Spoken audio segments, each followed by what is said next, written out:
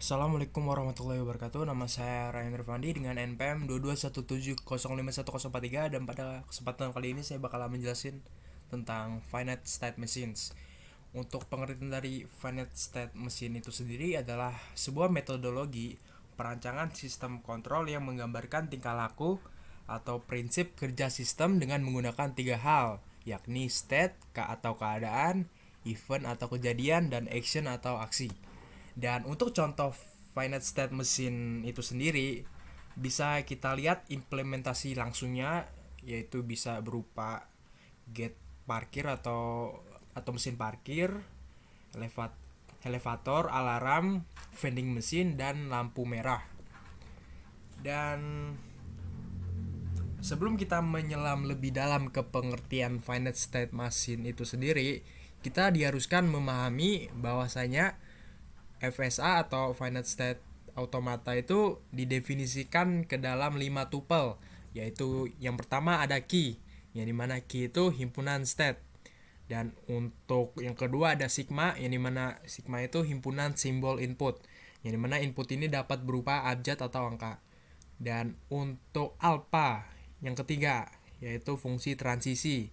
Dan untuk yang keempat state awal, yang dimana S itu merupakan anggota himpunan dari Q. Dan yang untuk terakhir F, yang dimana F adalah himpunan state akhir atau final state, yang mana final state itu himpunan bagian dari Q. Dan untuk selanjutnya, final state itu memiliki jumlah state yang banyaknya berhingga dan dapat berpindah-pindah dari suatu state ke state yang lainnya. Maka dari itu, finite automata dibagi menjadi dua kategori, yaitu deterministic finite automata atau yang dapat kita singkat sebagai DFA, dan non-deterministic finite automata atau yang dapat kita singkat juga sebagai NFA.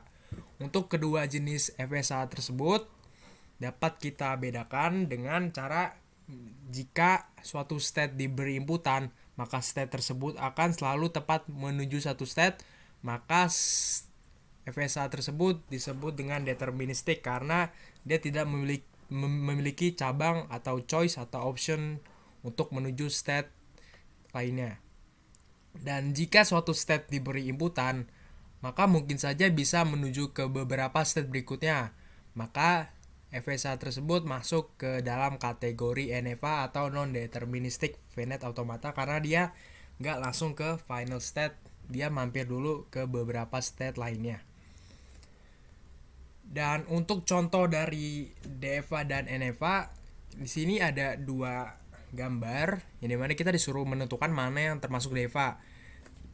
Berdasarkan definisi yang udah kita jelasin tadi di slide berikutnya, dapat kita simpulkan bahwasanya yang kiri ini merupakan DFA karena jika S0 diinputkan B, maka dia langsung ke final state.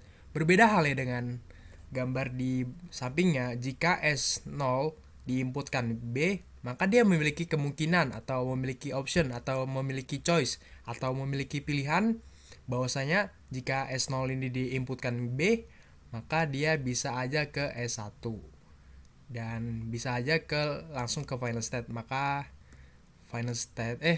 FSA ini masuk ke dalam kategori non deterministic karena dia tidak langsung ke final state.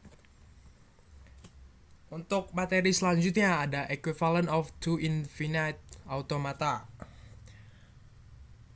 Sebelum kita masuk ke materi equivalent of two infinite automata, kita harus memahami konsep equivalent.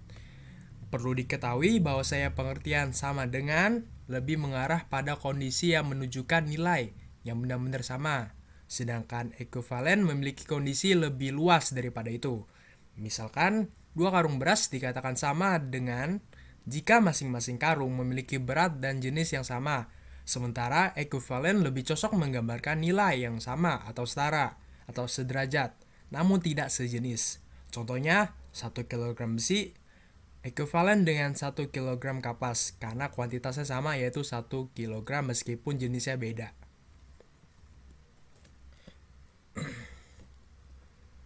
Berdasarkan konsep dasar dari equivalent tadi, Dalam konteks final state mesin, equivalent itu berarti dapat menerima bahasa yang sama. Jadi suatu DFA atau deterministic final automata dapat dibuat dari suatu NFA selagi masih equivalent. Jadi dapat kita tarik pernyataan bahwasanya yang pertama, setiap DFA adalah NFA tetapi tidak berlaku sebaliknya. Yang kedua, setiap DFA pasti memiliki kesamaan pada NFA. Nah, untuk pernyataan di atas akan kita bahas pada materi selanjutnya. Untuk sekarang kita akan fokus membahas tentang konsep dasarnya terlebih dahulu, yaitu ekuivalensi dua finite automata. Untuk cara mengidentifikasi ekuivalensi dari dua automaton, dapat dikatakan ekuivalen jika memenuhi kondisi di bawah ini. Yang pertama, state awal dan state akhir, start state atau initial state dan final state-nya itu harus sama. Yang kedua, setiap pasangan state yang dipilih hanya berasal dari automaton yang berbeda. Jadi nggak boleh sama gitu automatonnya. Dan untuk rules yang ketiga, ketika menggabungkan state dengan input alfabet, hasil keduanya harus berupa final state atau intermediate state, yang dimana bahasa Indonesia adalah state perantara. Contoh, keduanya harus sama-sama di final state atau non-final state. Jadi kalau misalnya ada pasangan, dia nggak boleh misah, harus sama di antara final state atau nggak non-final state.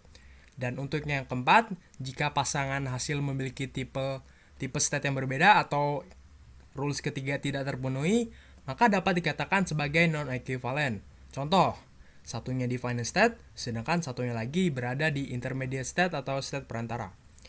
Untuk contohnya, jika diberikan dua automatan yang berbeda sebagai berikut, maka tentukan keekivalenan dari kedua automaton tersebut.